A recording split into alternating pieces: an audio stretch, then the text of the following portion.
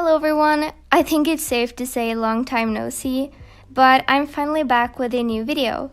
Today I'm going to make an updated video on how I take notes, and this is going to be a combination of both lecture notes and textbook notes. During my first semester of university, I've tried out different techniques for note-taking, and I've finally found the way that works best for me. So I'm going to share some of the tips that have helped me take notes that are both efficient and neat, and I hope that they can help you as well. For me, my note-taking process starts the day before the lecture. The first thing I do is that I quickly skim through the topics for the upcoming lecture, and this is just to get an overview of what I'm going to learn so that I'm a bit more prepared. Once I've skimmed through the pages, I like to just write down some keywords on a piece of paper. This is going to be my checklist for later to make sure I've included all of the central topics and concepts in my notes once they're finished.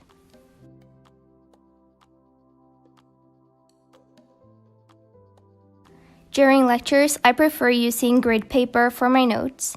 I feel like the grid is a big support when it comes to making my notes neat and organized, and it also makes the spacing between the lines more narrow, which is useful for those of us with small handwriting. I also prefer loose leaf paper over notebooks, just because I don't have to deal with the spiral getting in the way, and also because I put my notes in a binder when they're finished. When it comes to stationery, lately I've been mostly using erasable pens. That way I don't have to cross over or use whiteout on any mistakes, and I can also just change my notes as much as I like. The pens I use the most are the Pilot Frixion 0.5mm pens for writing, then the thicker Pilot Frixion pens for coloring, and the uniball signo erasable pens for some extra colors.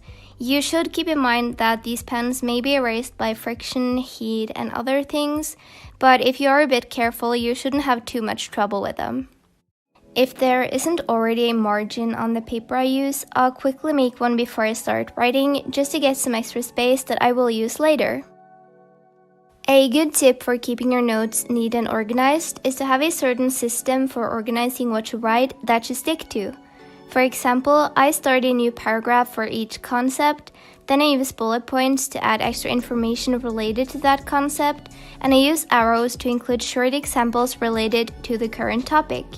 I also write any calculation examples in a box towards the middle of the page, which lets me find them easily if I go through my notes at a later point looking for a particular calculation. I also use these kind of cloud boxes to include any additional important information that doesn't necessarily fit into one of the paragraphs. My point isn't that you should try to copy this particular note-taking system, but that you find one that works for you.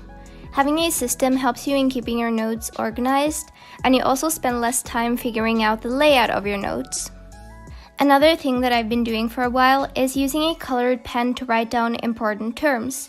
When I skim through my notes later while revising them, I can easily see the most important terms, and I also feel like the process of changing pens and taking a bit of extra time to write down these terms helps me in remembering them.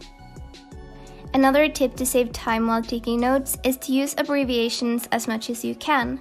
Just make sure that you remember what the abbreviations mean so that you don't get confused while looking through your notes later. A final thing that I've found to be very useful during lectures is to make space for diagrams that the professor goes through, but waiting to draw them until after the lecture.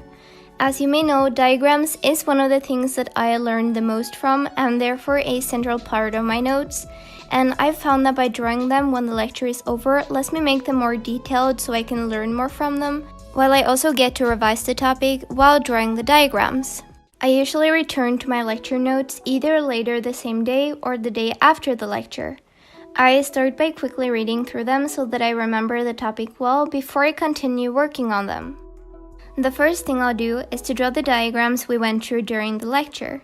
Drawing them at home means that I can spend more time making them detailed and understandable, and I also know that I'm only spending time on diagrams that are directly relevant to the topics we've actually learned about. If I find that there are other diagrams from the textbook that are relevant, I will of course draw them as well, but most of the time I've just used the ones that my professors have used. Then I will return to the checklist I made in the beginning and see if we've covered all the central topics. If we're missing anything, I'll add it to my notes, and I also use the margin to add any additional important information, more examples, or any details that I feel is important to include.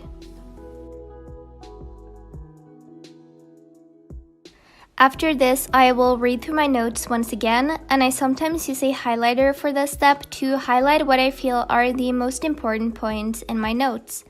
The last thing I'll do is that I will write a brief summary at the bottom of the page where I focus on the main ideas and also the concepts I found to be the most difficult ones. And then I can use the summary when I want to quickly revise my notes before a test or an exam. Finally, a completely optional last step is to take a couple of minutes to make your notes look neater if you feel like it. I usually don't do this myself, but if my notes look especially messy or if I just want to do something creative during a study break, I might change the title, make the subheadings a bit fancier, or just anything that makes my notes more appealing to study later.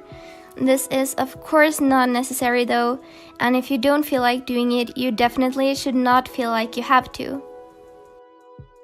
So that is it for how I take notes, and I hope this could help you in figuring out your own note-taking process. Remember that everyone has different techniques that work for them, and if you have any tips for note-taking that you find useful, then do feel free to share them with everyone in the comments. Thank you so much for watching, and I will see you soon with another video.